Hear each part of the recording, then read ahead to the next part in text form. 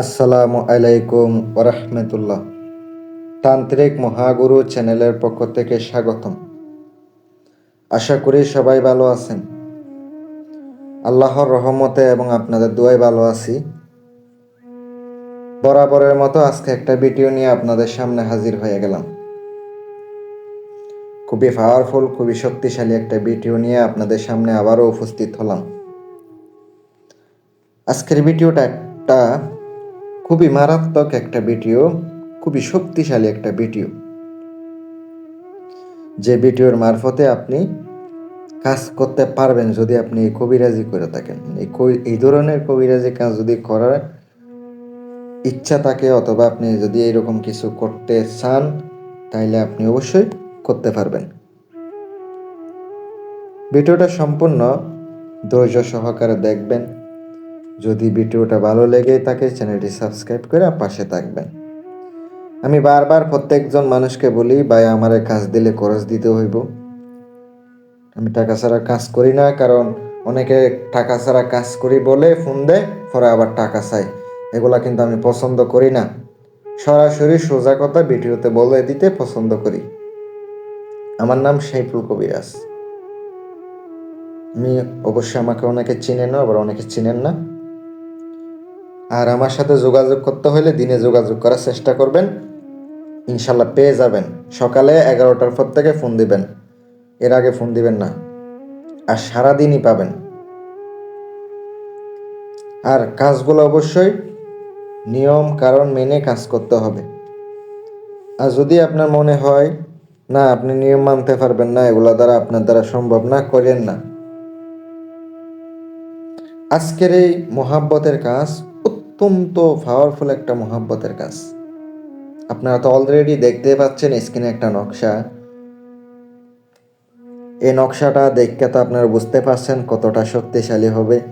নকশা দেখলে বোঝা যায় কাজটা কতটা পাওয়ারফুল হইতে পারে। আর যারা নকশা দেখে বুঝেন না তারা বুঝবেন না, হাজার কিছু কইলেও বুঝবেন না। যারা অভিজ্ঞ কবিরাজ আছেন তারা নকশা দেখে বুঝতে পারে কাজ হইব কিনা। ভিডিওতে নিয়ম আমি সম্পূর্ণ তুলে ধরবো। ফোন দিয়ে আমার কাছ থেকে আলাদা কেউ নিয়ম নেবেন না, কারণ আমি নিয়ম একটাই দিই, কারণ আলাদা কোনো নিয়ম নাই ভাই। সেটা বিষয়, গোপন বিষয়টা আমি সম্পূর্ণ উঠাইয়া দিই আপনাদেরকে। আমার কাছ থেকে তো আর জানার কোনো বিষয় না। যেটা বলার ওইটা তো আমি ভিডিওতে বইলা দিই, আলাদা কোনো কিছু নাই। এই কাজ যখন করবেন অবশ্যই পাক পবিত্র অবস্থায় করবেন। কুফুরি নকশা হোক, সিপলি নকশা হোক, ইসলামিক নকশা হোক, পাক পবিত্র অবস্থায় করতে হবে। উজু গোসল কইরা আসে বসতে হবে। যদি এটা কুফুরি নকশায় হয় আপনার পাক পবিত্র অবস্থায় লিখতে হবে। অনেকে বলবেন কুফুরি নকশা উজু করতে হবে কিনা, করতে হবে।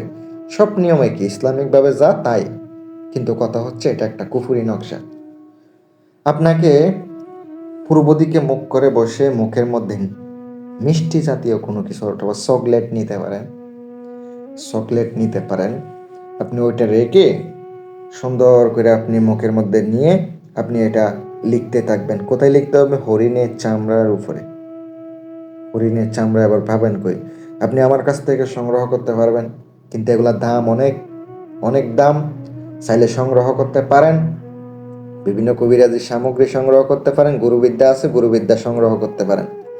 3টা নকশা আঁকাইতে হবে।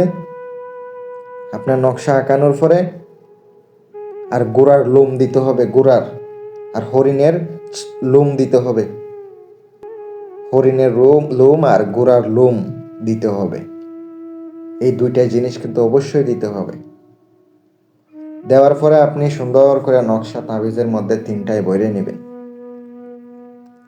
তাবিজের মধ্যে ভরে নেবেন। ভরে নেওয়ার পরে নকশার নিচে অবশ্যই তো নাম লিখতেই হবে, নাম না লিখলে হবে না। অমুকের কন্যা অমুক, অমুকের পুত্র অমুক। নকশার নিচে নামগুলো অবশ্যই লিখতে হবে। নাম না লিখলে কিন্তু আপনার কাজ হবে না। নাম দেখে শুনে বুঝে শুনে লিখবেন। আর অবশ্যই যখন এই কাজ করবেন নিজের শরীর বন্ধ করবেন। 3টা মাদুলিতে ভরার পরে আপনি একটা মাদুলি সুন্দর করে রাত 12টার পরে গুরুস্থানে যাবেন, কবরস্থান জাগ্রত করিয়া আপনি পিছনে না তাকিয়ে সুন্দর করে আধা হাত মাটি কইরা পুঁতে দিবেন। আরেকটা আপনার শ্মশানে পুঁতে দিতে হবে একই সেমভাবে জাগ্রত কইরা। আরেকটা হচ্ছে আপনার অবশ্যই একটা কোনো পাখি, যে কোনো পাখি হইতে পারে, যেটা একবার উপরে উঠতে পারে এমন একটা পাখি গলায় বাইন্দা ছাইরা দিতে হবে। দেখবেন কাজ কারা কয় বুঝতে পারবেন। আর যদি কোনো কাজ করা লাগে, পার্সোনাল কাজ, আমার সাথে যোগাযোগ করবেন, কাজ করে দেওয়ার চেষ্টা করবো ইনশাল্লাহ।